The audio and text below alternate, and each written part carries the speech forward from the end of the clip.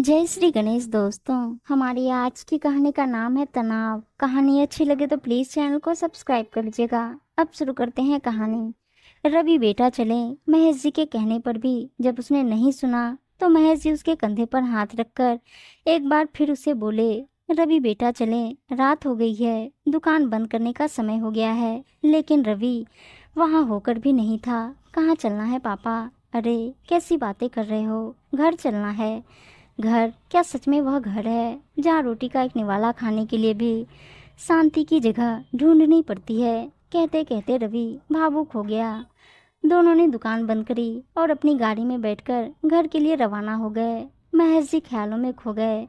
कितने खुश थे सब एक साल पहले, वह, उनकी पत्नी कमला और रवि, बस यह 3 जनों का परिवार, चौथा कोई सदस्य नहीं घर में।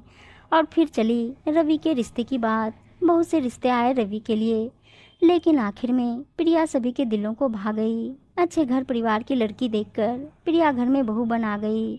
प्रिया भी अपने माँ बाप की बहुत दुलारी लड़की। वहीं कमला जी को भी इतने सालों से केवल अकेले रहने की आदत थी। थोड़े दिनों तो दोनों में आपसी सामंजस्य बना रहा। धीरे धीरे वह टूटता ही चला गया। छोटी छोटी बातों को लेकर दोनों में लड़ाई होने लगी। प्रिया को कमला जी का कुछ भी कहना पसंद नहीं आता। वहीं कमला जी को प्रिया का किया कोई काम पसंद नहीं आता। शुरुआत में रवि ने प्रिया को तथा महेश जी ने कमला को बात को हल्के में लेने तथा घर का माहौल स्वस्थ बनाए रखने के लिए समझाया, परंतु दोनों सास बहू ने तो जैसे ठान रखी थी कि उन्हें आपस में एकता बनानी ही नहीं है। थोड़े दिन पहले ही रवि और प्रिया की शादी की पहली वर्षगांठ थी। प्रिया जहाँ चाहती थी कि वह दोस्तों को बुलाकर बाहर होटल में पार्टी करे, वहीं कमला जी का मन था कि शादी की वर्षगांठ पर सुंदरकांड के पाठ कराए तथा मंदिर में प्रसादी करे।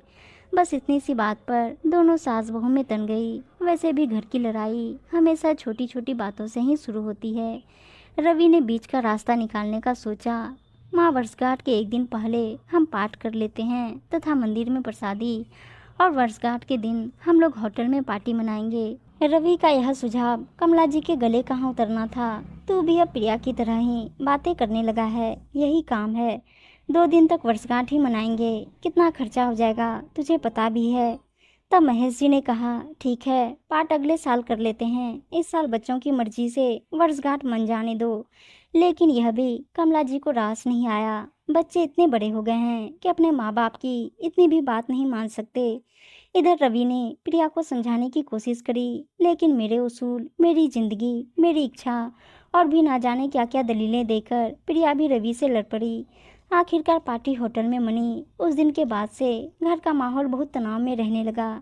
घर के झगड़े अब पड़ोसियों को भी पता पड़ने लगे। ना प्रिया 2 मिनट शांति से अपने सास की बात सुनना चाहती थी, ना कमला अपना बड़प्पन दिखाकर बहू का मान सम्मान रखना चाहती थी। और इन दोनों की लड़ाई में अगर कोई पिस रहा था तो वह था रवि। सुबह उठते ही माँ की शिकायतें और रात को कमरे में घुसते ही बीवी की। अब तो वह घर खाने को काटता था। खाने का निवाला जैसे ही मुंह में डालता, पत्नी या माँ में से कोई न कोई अपनी शिकायत लेकर हाजिर हो जाते। आज सुबह भी रोटी को सही तरीके से बेलने के लिए टोक देने पर प्रिया अपने सास से गुस्सा हो गई। फिर रसोई में ही तू मैं शुरू हो गई। रवि खाना बीच में छोड़कर ही दुकान चला गया। तभी गाड़ी रुकी और महेश जी का ध्यान भंग हुआ। देखा तो घर आ चुका था। दोनों अपने घर में घुसे। तनाव की हवा अभी भी घर में महसूस हो रही थी। महेश जी ने माहौल को हल्का करते हुए कहा, अरे भाई, आज खाने में क्या स्पेशल बनाया है? प्रिया ने उस दिन पिज्ज़ा बनाया था। पापा जी, आप लोग हाथ मुंह धोकर आइए, मैं अभी पिज्ज़ा लगा कर लाती हूँ।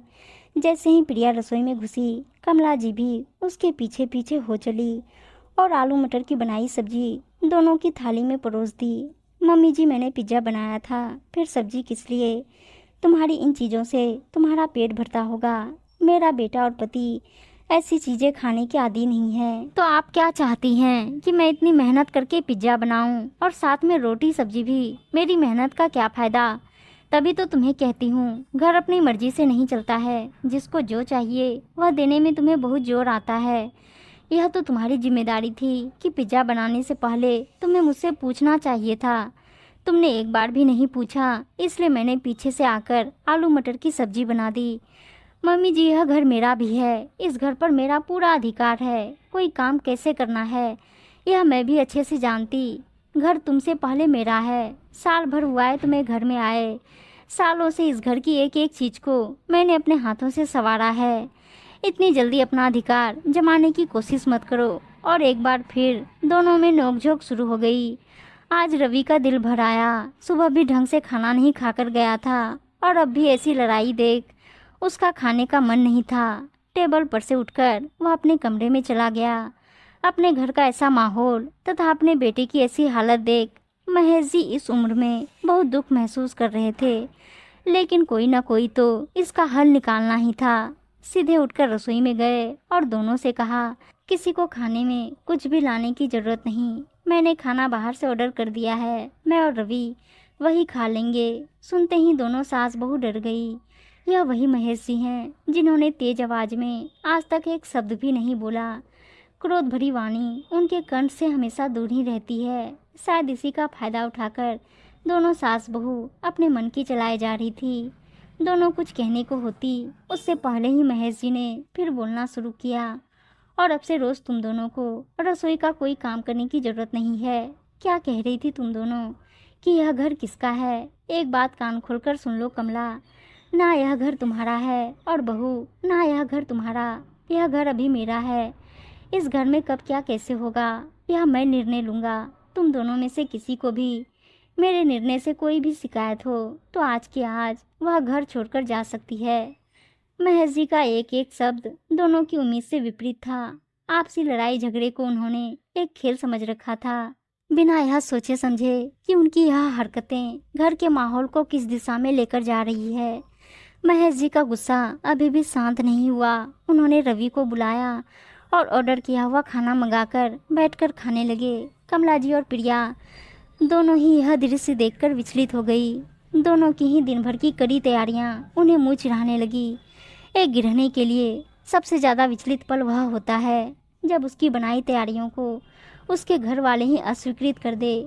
कमला जी ने एक बार फिर महेश जी को मनाने की कोशिश करी, लेकिन महेश जी ने कोई प्रत्युत्तर नहीं दिया। पूरी रात कमला जी की करवटों में निकली। जीवन में ऐसा पहली बार हुआ था कि उनके पति ने उनके साथ इस तरीके का व्यवहार किया हो। अगली सुबह फिर वही कहानी, लेकिन आज रसोई में शांति छाई हुई थी। दोनों सास बहू बिना किसी लड़ाई और बिना किसी तर्क वितर्क के खाना बना रही थी, पर बाप बेटे ने तो जैसे ठान ली थी इतने महीनों से हो रही परेशानी एक पल में तो मिटने वाली थी नहीं। उस दिन भी उन्होंने बाहर से खाना मंगाया और खाकर दुकान चले गए। मन तो दोनों का भी बहुत परेशान हो रहा था, पर हाँ, लड़ाई की परिस्थिति से तो यह परिस्थिति ज़्यादा अनुकूल थी। इतना काफ़ी था दोनों सास बहू को अपनी गलती समझने के लिए।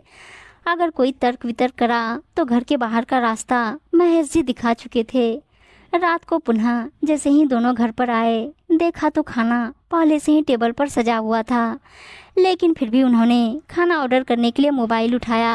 कमला जी ने फोन हाथ से छीन लिया। यह क्या बचपना लगा रखा है जी? रोज रोज हम इतनी तैयारियां कर रहे हैं और आप इस तरीके से बाहर से खाना मंगा रहे हैं। क्या सच में बचपना मैंने लगा रखा है या तुम दोनों ने? पिछले कई महीनों से मैं तुम दोनों का यह नाटक देख रहा हूँ। कभी सोचा भी है तुम्हारी ऐसी हरकतों से रवि पर क्या बीतती होगी?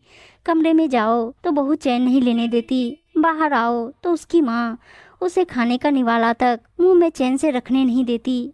प्रिया तो इस घर में नहीं है कमला, लेकिन तुम्हें क्या हो गया? जैसे रवि तुम्हारा बेटा है वैसे प्रिया तुम्हारी बेटी। क्या हो गया अगर उसने अपनी कभी चला ली तो? क्या हो गया अगर उसने अपनी पसंद की कोई वस्तु बना ली? सास बनने का मतलब केवल यही है कि बहू के ऊपर हमेशा हक ही चलाती रहे, और अगर बहू उसकी नहीं सुने तो फिर वह ऐसा तनाव भरा माहौल खड़ा कर दे। और प्रिया कहना तो नहीं चाहता, पर क्या यही संस्कार लेकर आई हो? तुम्हारे घर में भी माँ बाप हैं, भाई भाभी हैं। तुम्हारी भाभी और तुम्हारी माँ भी ऐसे ही लड़ाई करते हैं जैसे तुम अपनी सास से करती हो। गुस्से से महेश जी का चेहरा लाल था। उन्हें इस क्रोध में देखकर दोनों ही सहम गई। महेश जी की बात सुनते ही प्रिया की नजरें शर्म से नीचे झुक गई। अपने पिता समान ससुर को ऐसे रूप में देखकर प्रिया को बहुत दुख हो रहा था। नहीं नहीं पापा जी, आप ऐसा मत बोलिए, यह घर तो हम सबका है। मेरा या तेरा घर की लड़ाई की कोई बात ही नहीं है। आपका जो मन हो आप खा सकते हैं। इस तरीके से घर से निकालने या घर से जाने की बातें मत करिए। मेरे माता पिता को यह सब बात पता पड़ गई तो मैं उन्हें क्या मुंह दिखाऊंगी। कहते कहते प्रिया रोने लगी। कमला जी को भी अपनी गलती का एहसास हो रहा था। नहीं जी नहीं, आप लोगों के बिना यह परिवार ही क्या है। आप निश्चिंत होकर घर में रहिए।